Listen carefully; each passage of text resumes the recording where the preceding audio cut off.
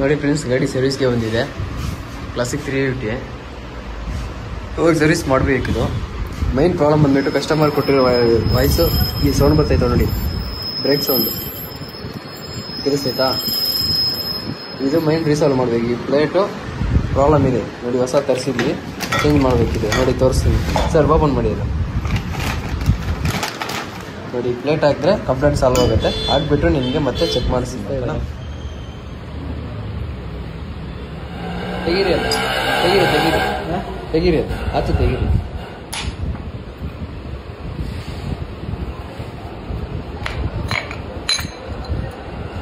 ನೋಡಿ, ಈ plate change ಮಾಡ್ಬೇಕು ಫ್ರೆಂಡ್ಸ್. ಚೇಂಜ್ ಮಾಡ್ತಾರೆ ನೋಡಿ ಅವರು.